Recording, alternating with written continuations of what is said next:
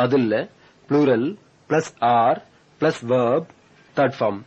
Yes, the children are writing. ஆம், குழந்தைகள் எழுதி கொண்டிருக்கிறார்கள்.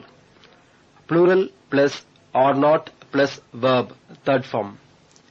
No, the children are not writing. இல்லை, குழந்தைகள் எழுதி கொண்டிருக்கவில்லை.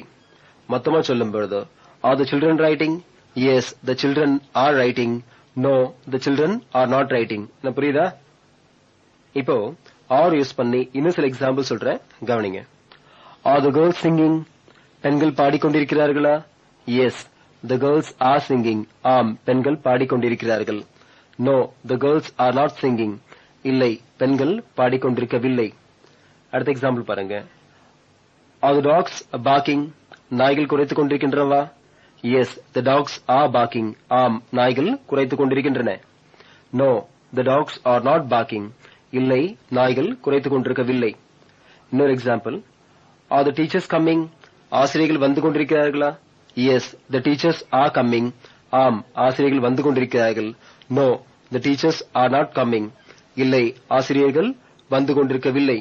இது போல நீங்களும் ஆரை யூஸ் பண்ணி பல கேள்விகள் கேட்கலாம், பதில் சொல்லலாம், எல்லாமே முடியும். இப்போ ஆருக்கு நெகட்டிவ் எப்படி क्वेश्चन கேக்குறதுன்னு பாருங்க.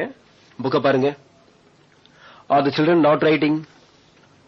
தமிழ்ல குழந்தைகள் எழுதி கொண்டிருக்கவில்லையா? இதுக்கு பதில் நான் சொல்ல வேணாம்னு பாக்குறேன். என்ன பதில் எப்படின்னு உங்களுக்கே நல்லா தெரியும். இந்த am is are மூணையும் நான் சொல்லிக் கொடுத்த மாதிரி இல்லாம நடைமுறையில you're going, he is coming, it's working இப்படின்னு பேசுறாங்க. இதெல்லாம் சரி நினைச்சுக்காதீங்க. சரியான கேள்வி என்னன்னா are you going, is he coming, is it working? இதான். வேற எப்படி பேசினாலும் தப்பு. இதுவரைக்கும் am is are இதெல்லாம் யூஸ் பண்ணி எப்படி கேள்வி கேட்கறது, எப்படி பதில் சொல்றதுன்னு பாத்தீங்க. நல்லா புரிஞ்சுக்கணும்னு நினைக்கிறேன். இனி பார்க்க போறது அடுத்த புது டென்ஸ், பேரு பிரசன்ட் பெர்ஃபெக்ட் டென்ஸ். இதுல 2 क्वेश्चंस கேட்கலாம். பாக்ஸ பாருங்க. ஒன்னு have யூஸ் பண்ணி, இன்னொன்னு has யூஸ் பண்ணி. have ப்ளூரலுக்கு, has சிங்குலருக்கு, அவ்வளவுதான். டிக்ஷனரியில haveக்கு நிறைய மீனிங் கொடுத்திருக்கும். இருந்தாலும் இங்க haveக்கும் hasக்கும் மீனிங் கிடையாது. மீனிங் இல்லாம ஏன் வருதுன்னா என்ன டென்ஸ் தெரிஞ்சுக்க வருது. இப்போ பெரிய பாக்ஸ்ல என்ன கொடுத்திருக்கேன் கவனிங்க. have has. இந்த ரெண்டுக்கும் முன்னால என்ன வரும், பின்னால என்ன வரும், இப்படி கொடுத்திருக்கேன். haveக்கு முன்னால ப்ளூரல் வரும், hasக்கு முன்னால சிங்குலர் வரும். have has ரெண்டுத்துக்கும் பின்னாடி வர verb எப்பவுமே 5th ஃபார்மா இருக்கணும். 5th ஃபார்ம் ஞாபகம் இருக்கா? taken, gone, bought, called, played, seen verbல சொல்லி கொடுத்தனே அதான். haveக்கு முன்னால என்ன இருக்கு பாருங்க. they இருக்கு. they என்ன? ப்ளூரல், அவர்கள்னு அர்த்தம். they ப்ளூரல், அதனால பக்கத்துல have போட்டிருக்கேன். hasக்கு முன்னால என்ன இருக்கு? pt உஷா இருக்கு. pt உஷா என்ன? சிங்குலர், அதனால has போட்டிருக்கேன். அதே haveக்கும் hasக்கும் பின்னால என்ன போட்டிருக்கேன்? gone போட்டிருக்கேன். gone என்ன ஃபார்ம்?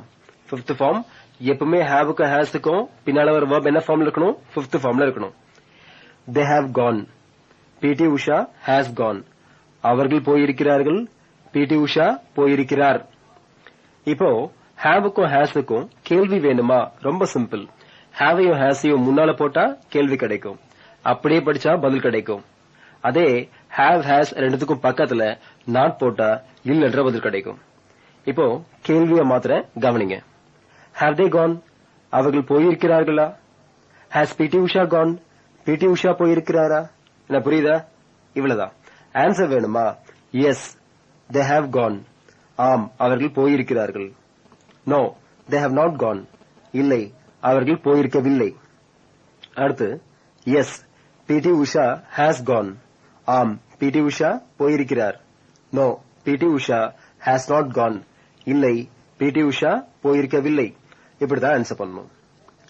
இந்த டென்ஸ எந்த மாதிரியான சந்தர்ப்பத்துல யூஸ் பண்ணணும்னு சொல்றேன். இது ரொம்ப முக்கியம், கவனிங்க. pt உஷா has gone னா